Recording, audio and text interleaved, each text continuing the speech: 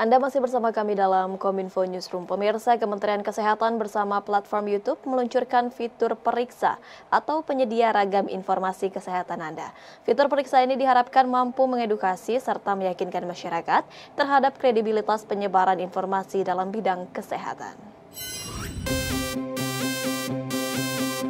Kementerian Kesehatan bersama dengan YouTube Indonesia meluncurkan fitur terbaru yakni panel sumber informasi yakni periksa atau penyedia ragam informasi kesehatan Anda seiring dengan meningkatnya kebutuhan informasi kesehatan publik melalui kanal digital.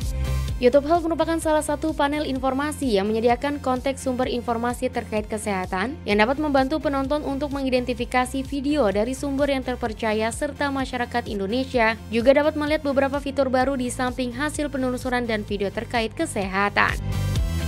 Juru bicara Kementerian Kesehatan Muhammad Syahril mengungkapkan bahwa dengan diluncurkannya fitur terbaru YouTube Periksa ini mampu mengedukasi serta meyakinkan masyarakat terhadap kredibilitas penyebaran informasi dalam bidang kesehatan.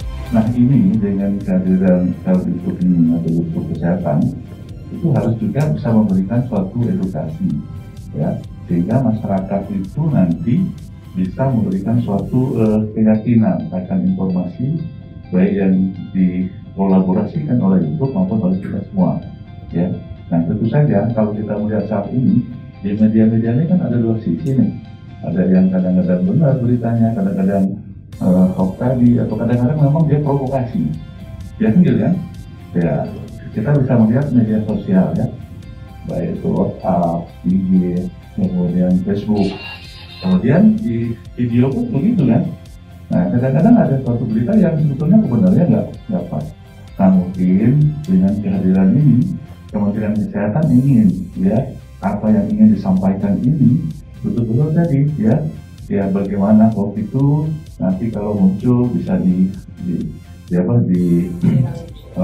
dibetulkan oleh yang lain dan sebagainya. Nah, tentu saja kita ingin literasi masyarakat di bidang kesehatan ini harus muncul dengan sistem transformasi kesehatan ini, sehingga masyarakat memang lebih mudah, lebih cepat, dan lebih pintar. Ya, dan sekali lagi kita semua yang hadir ini tentu saja ingin menjamin kredibilitas. Direktur Utama RSUPN Dr. Cipto Mangunkusumo Lisdina Liastuti juga sangat mengapresiasi peran YouTube dalam menyampaikan sumber-sumber informasi yang akurat sebagai salah satu upaya yang dikembangkan secara bersama antara pemerintah, penyedia layanan kesehatan, masyarakat dan penyedia layanan teknologi digital. Diiringi dengan Indonesia sendiri telah memulai kerjasama melalui 14 rumah sakit negeri dan swasta. Dengan bekerja sama dengan ahli kesehatan yang merupakan inti dari upaya untuk menghubungkan penggunaan konten yang bermanfaat, diharapkan mampu membantu masyarakat untuk memberikan informasi yang lebih akurat dan terpercaya dalam hal kesehatan. Kita tahapan ini adalah tahapan yang kolaborasi YouTube Health dengan rumah sakit. Bahwa saja nanti ke depan YouTube Health dengan para influencer, dengan para televisi itu barangkali kita serahkan pada manajemen untuk melihat tuh bahwa ini memang bisa dikembangkan kemana arahnya. Ketua Satgas Penyakit Mulut dan Kuku Letjen TNI Suharyanto menaruh perhatian besar terhadap progres penanganan PMK di daerah. Ia menekankan 4 strategi utama penanganan kasus penyebaran PMK yang meliputi biosecurity, pengobatan potong bersyarat, dan vaksinasi. Ketua Satgas PMK pada rapat koordinasi penanganan penyakit mulut dan kuku di Aceh menekankan 4 hal yang menjadi strategi utama dalam penanganan kasus PMK, yakni biosecurity, pengobatan, potong bersyarat, dan vaksinasi. Ketua Satgas PMK Letjen TNI Suharyanto menyebutkan bahwa setiap daerah di Indonesia harus memiliki target menjadi daerah bebas PMK tanpa vaksinasi. Biosecurity merupakan program yang dirancang untuk melindungi ternak dari berbagai serangan penyakit atau sebagai langkah awal dalam pengendalian langkah penyakit dan dapat dilaksanakan dengan 4 langkah: desinfeksi, pengaturan buka tutup pasar hewan, penjagaan ketat di perbatasan, dan komunikasi, informasi, serta edukasi. Saya minta biosecurity-nya ditingkatkan lagi. Yang kedua, jaga perlintasan darat, laut, dan udara. Yang ketiga, obati ternak-ternak itu dengan vitamin, antiretik, antiseptik, vaksinasi terus, ya, tingkatkan. nanti ke depan vaksinasinya akan banyak dikirimkan ke sini, sehingga perlu strategi untuk pelaksanaan vaksinasi yang seperti yang saya sampaikan di awal tadi. Kepala Badan POM Penny Lukito menginisiasi sistem KIE atau Komunikasi, Informasi, dan Edukasi menjadi salah satu misi utama yang berguna untuk menangkal informasi hoaks di masyarakat terkait produk obat, makanan, dan kosmetik.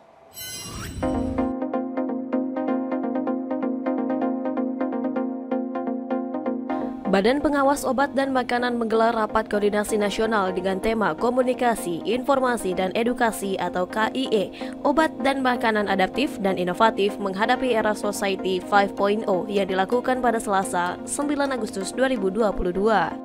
Dalam sambutannya, Kepala Badan POM Penny Lukito menyampaikan bahwa sistem KIE merupakan salah satu misi utama yang akan dilakukan. Selain itu, KIE juga berkaitan dengan proses pendampingan pada dunia usaha dengan memberikan bimbingan teknis serta keberpihakan kepada pelaku UMKM. Sistem KIE merespon banyaknya tindak kejahatan yang berbeda pada platform digital. Sistem tersebut berguna untuk menangkal informasi hoaks yang beredar di masyarakat terkait dengan produk obat, makanan, dan kosmetik. Untuk itu, Penny berharap KIE dapat memberdayakan masyarakat menjadi konsumen yang cerdas juga sebagai pengawasan obat dan makanan bagi komunitasnya. Merespon nanti dengan berbagai hoaks yang ada, penjualan online yang ilegal, yaitu adalah aspek kita selalu berusaha terus mengintensifkan berbagai kegiatan-kegiatan dikaitkan dengan penindakan produk-produk ilegal.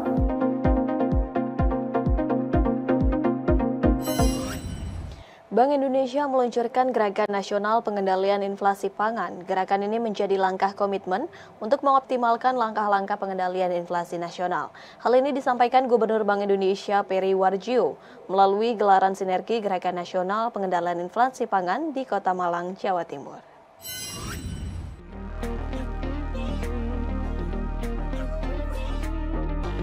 Bank Indonesia bersama dengan tim pengendalian inflasi pusat dan daerah terus berkomitmen menjaga terkendalinya inflasi nasional.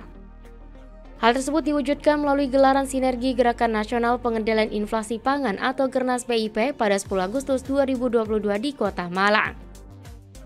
Gernas PIP menjadi langkah komitmen bersama untuk mengoptimalkan langkah-langkah pengendalian inflasi dari sisi suplai dan mendorong produksi, guna mendukung ketahanan pangan secara integratif, masif, dan berdampak nasional. Gubernur Bank Indonesia Peri Warjio dalam kesempatan tersebut mengajak seluruh pihak yang hadir untuk menggelorakan semangat dan berjuang bersama dalam mengendalikan inflasi, khususnya inflasi pangan. Hal tersebut mengingat saat ini Indonesia tengah dihadapkan pada berbagai tantangan seperti ketidakpastian ekonomi global dan risiko stagflasi. Untuk mengawali implementasi gerakan pengendalian inflasi daerah dalam pengendalian inflasi, Bank Indonesia, pemerintah provinsi, dan TPID provinsi di seluruh Jawa menyepakati perluasan kerjasama antar daerah di Jawa Timur. Melalui komitmen bersama pelaksanaan operasi pasar serentak, pencanangan gerakan urban farming 77.000 bibit cabai, dan penyampaian program dedikasi untuk negeri berupa sarana prasarana teknologi digital farming dan greenhouse sebagai pendukung pengembangan klaster di Jawa Timur. Selanjutnya, implementasi Gernas PIP akan dilakukan juga di provinsi-provinsi lain hingga akhir tahun 2022. Gerakan Nasional Pengendalian Inflasi Pangan ini sangat penting agar Indonesia terus melaju mengembangkan ekonomi menuju Indonesia maju, harga-harga pangan terkendali, dan rakyat sejahtera. Ini bukan masalah ekonomi saja, masalah sosial dan masalah juga bagaimana nanti Oktober dan seterusnya, itu jangan sampai ada masalah politik ini.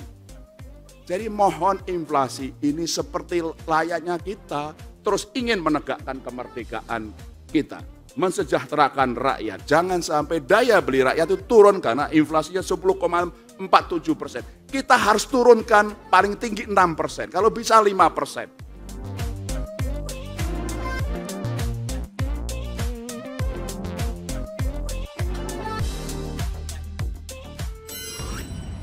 Pemirsa, usai jeda kami akan segera kembali dengan informasi manfaat layanan internet puskesmas di daerah 3T bersama Mona Azarenisa sesaat lagi.